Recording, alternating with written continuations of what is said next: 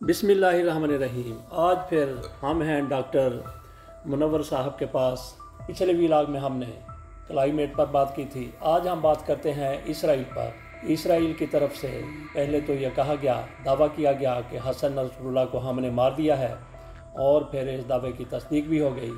اس سے پہلے ہانیہ کو اسرائیل کی طرف سے ایران میں جا کر گھس کر مارا گیا تھا، اور اب لبنان میں ان کے گھر میں، ان کے اپنے علاقے میں، ان کے اپنے حلقے میں، ان کے اپنے لوگوں میں حسن نصر اللہ کو شہید کیا گیا ہے۔ تو اسرائیل کی طرف سے گویا مسلمانوں کو چیلنج کیا جا رہا ہے کہ جاؤ جو کرنا ہے کر لو، پہلے ہانیوں کو مارا، اب ہم نے حسن نصر اللہ کو مارا تو باقی بھی جو ہمارے ٹارگٹ پر آئے گا اس کو ماریں گے۔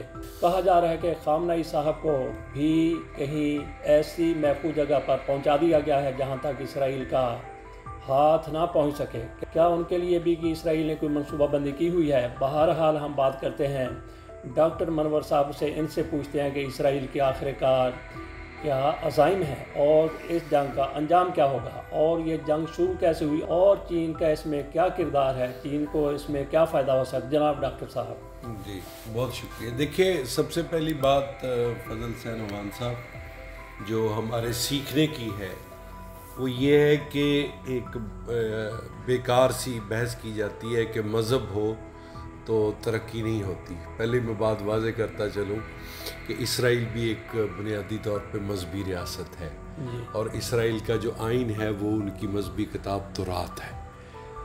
تو لیکن وہ مذہب کا استعمال ہماری طرح نہیں کرتے کہ آپ نے جدید ٹیکنالوجی، تعلیم، کاروبار، ان چیزوں کی طرف نہیں جانا۔ یہ بس سب سے ضروری بات سمجھتا ہوں کہ لوگوں کو یہ بات پتہ ہونی چاہیے۔ دوسری بات، یہ ایک صدی کا قصہ ہے، ایک صدی کی مار ہے سر جی۔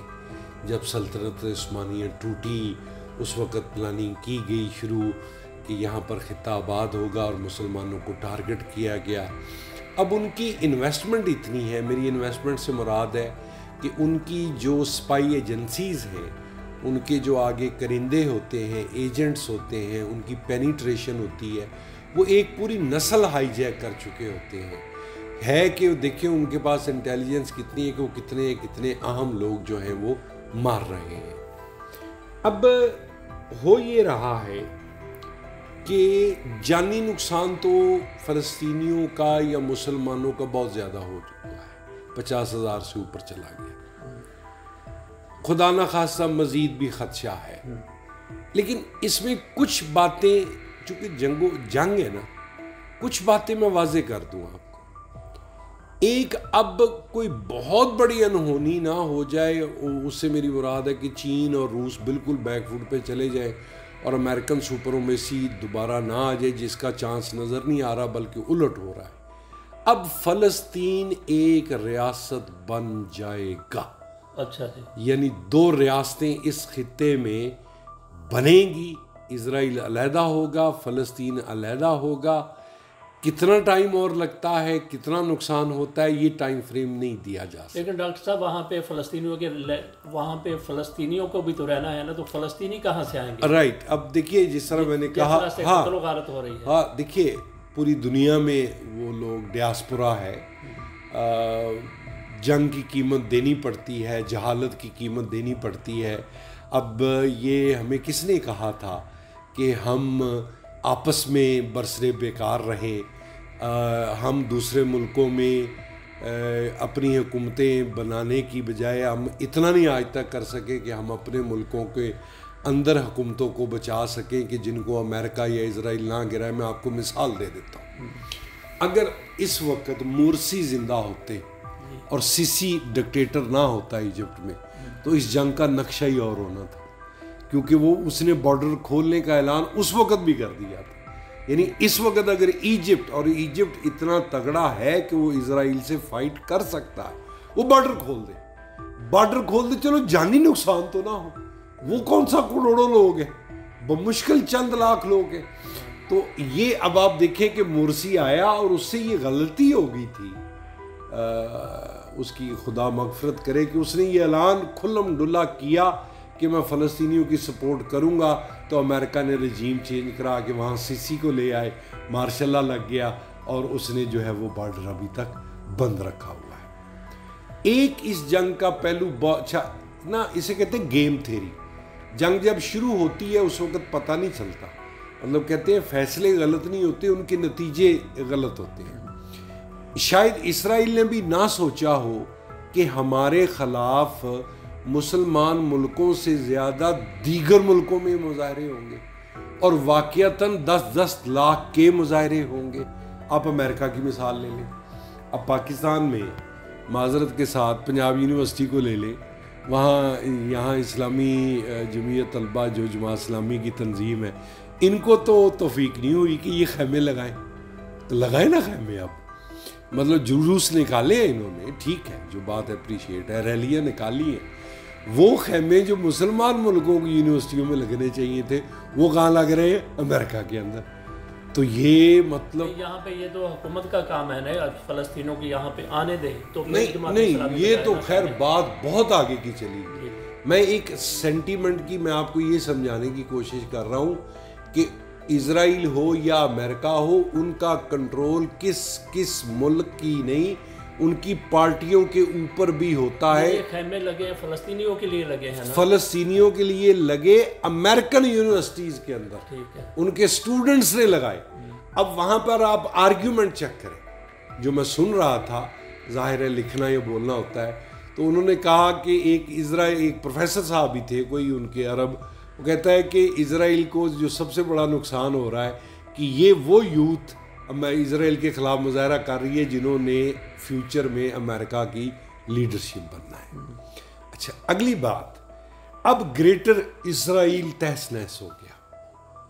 آپ نوٹ کریں کہ پچھلے سال جب نیتن یاہو نے اقوام متحدہ میں وہ ایک نقشہ دکھایا کہ انڈیا مڈل ایسٹ سے یورپ کی طرف ہم ایک نا سی پیک اور one belt one road initiative جو ہے اس کا ایک متبادل دیں گے، تو اس کے چند دن بعد ہی یہ کام شروع ہو گیا۔ کیوں؟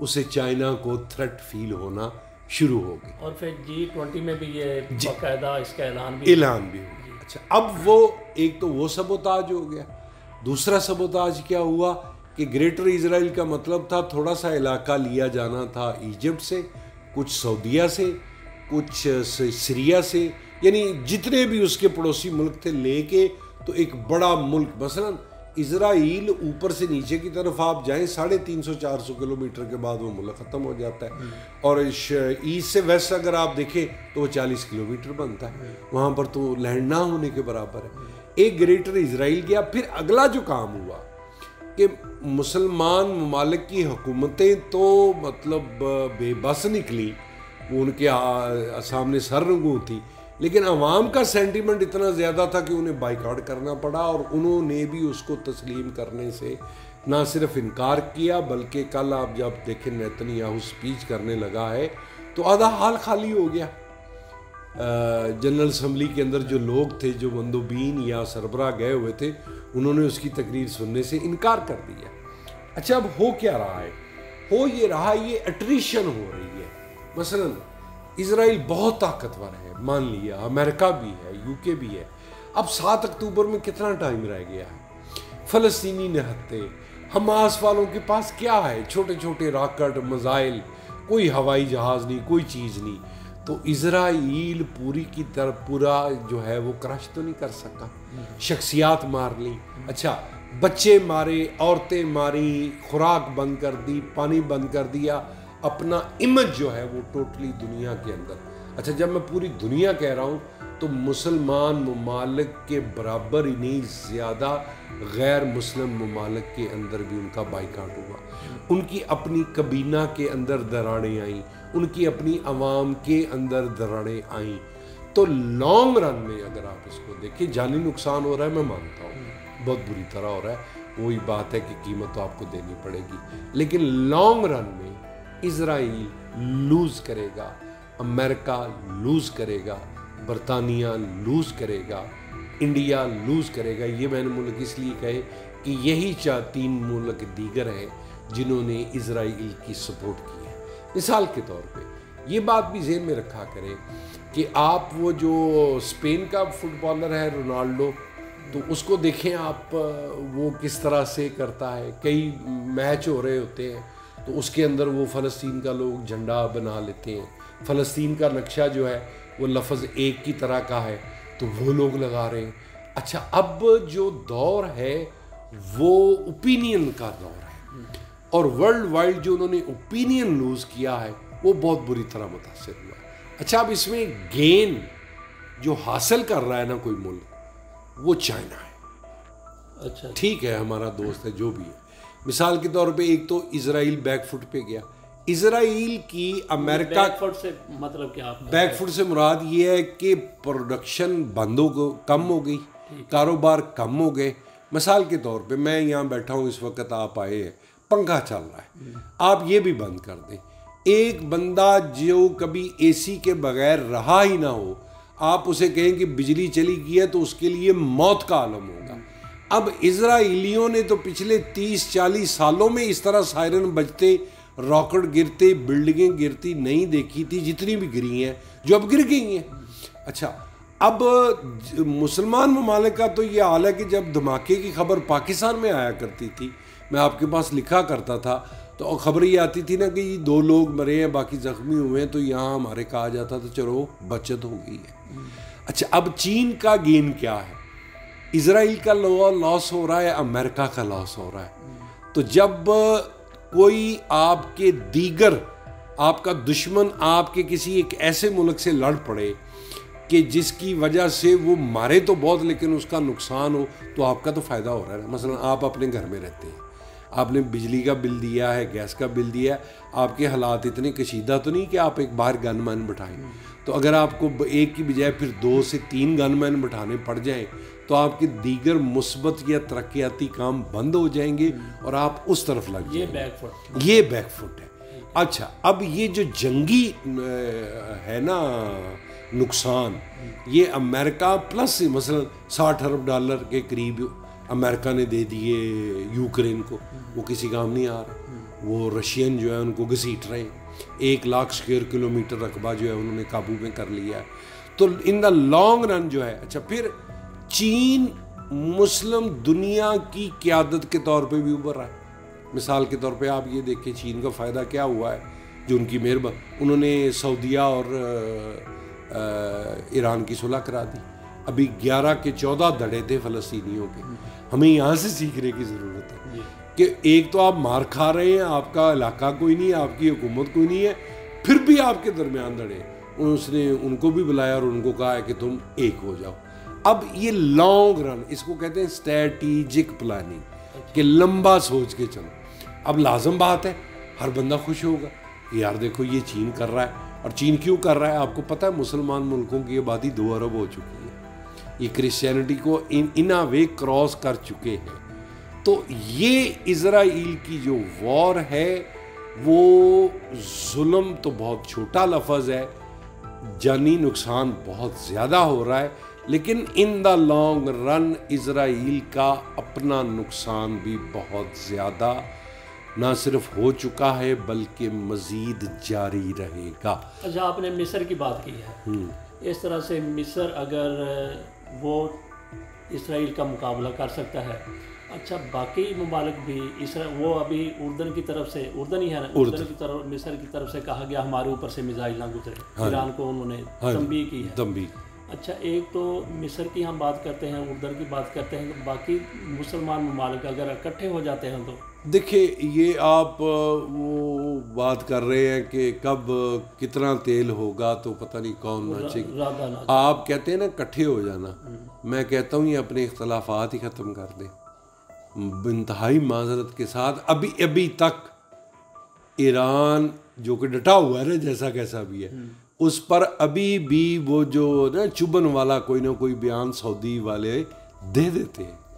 اگر سعودیہ نے اس کو قبول کرنے سے انکار کیا تو عوام کا پریشر ہے. ان حالات میں جو بھی ملک, اسرائیل مثلا امریکن کا الیکشن داؤ پہ لگا ہوا ہے کہ آپ ان کی مدد کر رہے ہیں. اس سال امریکہ کے الیکشن میں سب سے بڑا فیصلہ ہی یہ ہونا ہے کہ اس چیز کا ایک فیکٹر ہونا ہے کہ اسرائیل کے پیچھے امریکہ کھڑا ہے. یہ سینٹیمنٹ اب انڈیا کے اندر بھی آ رہا ہے. مثلا اس وقت دنیا میں جو ملک مشکلات کا شکار ہے ان میں سے انڈیا ایک ہے. انڈیا برطانیہ اور امریکہ بعد وہ واحد ملک تھا جس نے بارود دیا. انڈیا نے تھوڑے سے پرپرزے کھولے, اس روس سے تیل لیا, تو انہوں نے بنگلہ دیش میں جو ان کی لائک مائنڈڈ حکومت ہے انہوں نے پلٹا کے پرے ماری ہے. اب اس وقت انڈیا کے جتنے نیبرنگ کنٹری ہیں, میں گن دیتا ہوں, پاکستان, چائنا, نیپال, بھوٹان, شری لنکا, مالدیو, اب بنگلہ دیش, سب کے ساتھ انڈیا کے تعلقات جو ہیں وہ خراب ہو چکے. اب ان حالات کے اندر اگر انڈیا کہے کہ جی میں ترقی کر رہا ہوں تو یہ پھر وہ عجیب سی بات لگتی ہے نا. تو اب انہوں نے بھی سرنڈر کرنا شروع کر دیا. اب انہوں نے چین کی طرف تھوڑا تھوڑا دیکھنا شروع کر دیا ہے اور ان کے ساتھ سرحدی معاملات شروع کر دیے ہیں. تو اس میں میں کنکلوژن یہ کر دیتا ہوں آپ کو کہ 2024 جو ہے یہ اتنا اہم سال ہے کہ ورلڈ وار 2 کے 5 سال ہوں, یہ 6 سال ہوں, یا ورلڈ وار 1 کے 4 سال, وہ اتنے اہم نہیں تھے جتنے اہم فیصلے اس سال آپ کے ہو جائیں گے. اور جو نظر آ رہا ہے ٹرینڈ کہ امریکہ میجر پاور رہے گا, سول سپر پاور تو پہلے ہی ختم ہو چکا ہے, سپر پاور والا اسٹیٹس بھی اس کا جاتا رہے گا, اور اسرائیل جو ہے وہ بہت حد تک کنٹرولڈ اور کنٹریکٹ ہوتا نظر آتا ہے. اچھا ڈاکٹر صاحب, جس طرح سے ہانیہ کو پہلے مارا گیا, حسن نصر اللہ کو مارا گیا, تو خامنہ کی بھی حفاظت کی جا رہی ہے, تو مسلمان ممالک کے سربراہان کہیں ڈرے ہوئے تو نہیں ہے کہ اسرائیل ہماری طرف بھی اس طرح سے؟ یہ دیکھیے جی, انسانی فطرت ہے, ہر کسی کو جان پیاری ہوتی ہے, یہ ہوتا ہے. لیکن آپ یہ ان کا کمال دیکھیں نا کہ ان کی جو میں نے شروع میں کہا کہ پینیٹریشن, ان کی انٹیلیجنس کی, ان کے ایجنٹس کی, ان کی ٹیکنالوجی کی, مثلا جن کے پاس ایسی کیمرے یا دوربینیں ہیں کہ وہ دیوار کے پار دیکھ سکتے ہیں, تو آپ فرض کریں کہ جتنی ٹیکنالوجی اسرائیل کے پاس ہے اس سے آدھی بھی ایران کے پاس ہوتی تو ایران بھرکس نہ نکال دیتا. اچھا, آپ کو پتہ ہے 73 میں 3 ملکوں نے مل کے اسرائیل کا جو بھرکس نکالا تھا, اسرائیل کو پھر مصر کی شرائط پر وہ کیمپ ڈیوڈ معاہدہ کرنا پڑا تھا. تو ایسی صورتحال اب کیوں نہیں بن رہی؟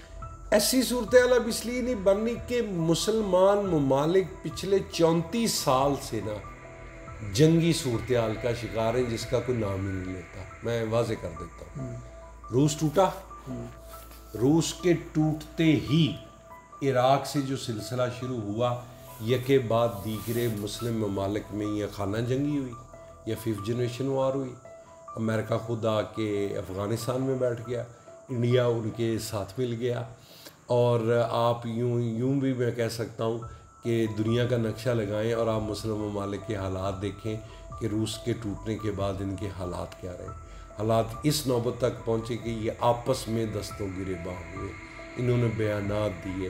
آپ کو میں بتاتا چلوں, ویسلے کلارک امریکہ کا 4 اسٹار جنرل تھا, وہ اپنی کتاب میں لکھتا ہے کہ مجھے پینٹاگون بلایا گیا اور مجھے کہا گیا کہ میرے پاس 5 سال ہے ہمارے پاس, ہم نے 7 مسلمان ممالکوں کی حکومتوں کو تباہ کر کے ختم کرنا ہے. آپ دیکھیں لیبیا میں کیا ہوا, آپ دیکھیں عراق میں کیا ہوا, آپ دیکھیں شام میں کیا ہوا, آپ دیکھیں کہ یمن میں کیا ہوا. یہ تو آپ ابھی شکر ادا کریں پھر چائنا کا کہ اس نے آپ کی جو کولڈ وار چلی آ رہی ہے 79 سے, اس کو کافی حد تک جو ہے وہ کم کر دیا ہے.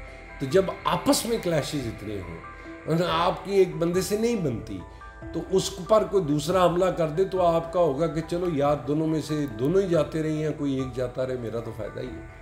تو مسلمان, میں ایک وہ تبصرہ کر دیتا ہوں کہ OIC ہے نا, تو مہاتیر محمد نے ایک دفعہ کہا تھا, آپ کا بھی اشارہ اسی طرف ہے, OIC ایک تو یہ بھی کہہ دیتے اچھا دیکھیں گے, تو دوسرا اس نے کہا تھا آرگنائزیشن آف امپورٹنٹ کنٹریز. اس سے زیادہ بھرپور تبصرہ بنا.